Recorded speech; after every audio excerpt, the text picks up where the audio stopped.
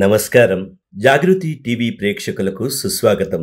ఈ మధ్య తెలంగాణలోని యాదాద్రి జిల్లాలో ఉన్న మాసాయిపేట గ్రామంలో ఆర్ఎస్ఎస్ శాఖ జరుగుతున్న చోటకు కొందరు అకతాయిలు వచ్చి ఇక్కడ సంఘ శాఖ జరగడానికి వీల్లేదని చెప్పి వెళ్లారు. అక్కడేం జరిగిందో తెలుసుకునే ముందు ఒకసారి పంజాబ్లో ఏం జరిగిందో మనం తప్పకుండా తెలుసుకోవాలి.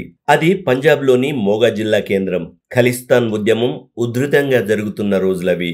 పంజాబీలకు ఖలిస్తాన్ పేరుతో ప్రత్యేక దేశం కావాలని డిమాండ్ చేస్తున్న కొంతమంది అతివాదులకు పాకిస్తాన్ అండదండలు అందించడం మొదలుపెట్టింది. తాము ఎంత ప్రయత్నిస్తున్నా పంజాబీలలో తమ ఉద్యమానికి మద్దతు లభించడం లేదే అనే ఆలోచన ఖలిస్తానీ తీవ్రవాదులకు కలిగింది. దీనికి కారణం ఆర్ఎస్ఎస్ అన్న నిర్ణయానికి వచ్చారు.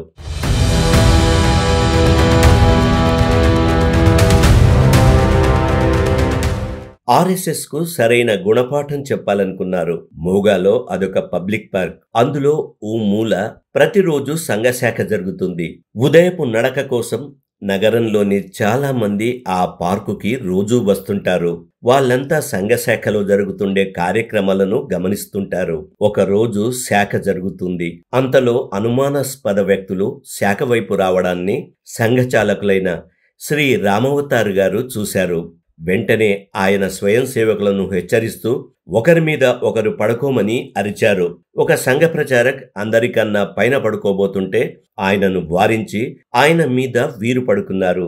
అనుమానాస్పదులుగా వచ్చిన వ్యక్తులు ఖలిస్తానీ తీవ్రవాదులు. వారు తుపాకులతో కాల్పులు మొదలుపెట్టారు. ఆ సంఘటనలో శ్రీ రామావతార్ గారితో సహా దాదాపు 25 మంది తరుణ బాల స్వయం సేవకులు చనిపోయారు.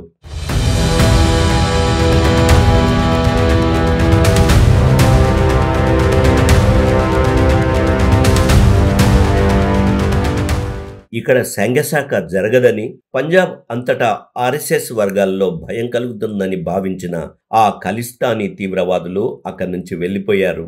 అయితే జరిగింది వేరు. మరునాడు అదే పార్కులో అదే స్థలంలో నిన్న ఏమీ జరగలేదన్నట్లుగా సంఘశాఖ మొదలైంది. ముందు రోజు కన్నా ఎక్కువ సంఖ్యతో జరిగింది. పార్కులో ఉదయపు నడుకకు వచ్చే వారి సంఖ్య తగ్గింది, కానీ సంఘశాఖలో సంఖ్య తగ్గలేదు. ఖలిస్తానీ తీవ్రవాదుల కోరిక తీరలేదు. ముందు రోజున స్వయం సేవకుల శరీరాల నుండి కారిన నెత్తురు ఇంకా ఆరలేదు. కానీ భారత మాతాకి జై అనే నినాదం నలుదిశలా వ్యాపించింది. ఈ సంఘటన 1989లో జరిగింది.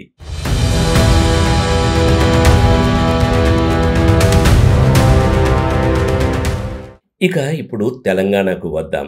జూలై 30, 2025న రాష్ట్రంలోని యాదాద్రి జిల్లా మాసాయిపేట గ్రామంలో జరుగుతున్న సంఘశాఖ వద్దకు కొందరు ఆకతాయిలు వచ్చి ఇక్కడ సంఘశాఖ జరగరాదని చెప్పి వెళ్లారు. అయినా సరే సంఘ స్వయం సేవకులు భయపడలేదు. మరునాడు సరిగ్గా సమయానికే సంఘశాఖ జరిగింది. భవిష్యత్తులోనూ జరుగుతుంది. ఆనాడు అంతమంది చనిపోతేనే స్వయం సేవకుల ఆత్మవిశ్వాసం దెబ్బతినలేదు. రెట్టించిన ఉత్సాహంతో, రెట్టింపు సంఖ్యతో శాఖ మరునాడే అదే చోట జరిగింది. మోగాలోని సంఘస్థాన్లో ఏం జరిగిందో మాసాయిపేట సంఘస్థాన్లోనూ సంఘశాఖ ద్విగుణీకృత సంఖ్యతో జరిగింది.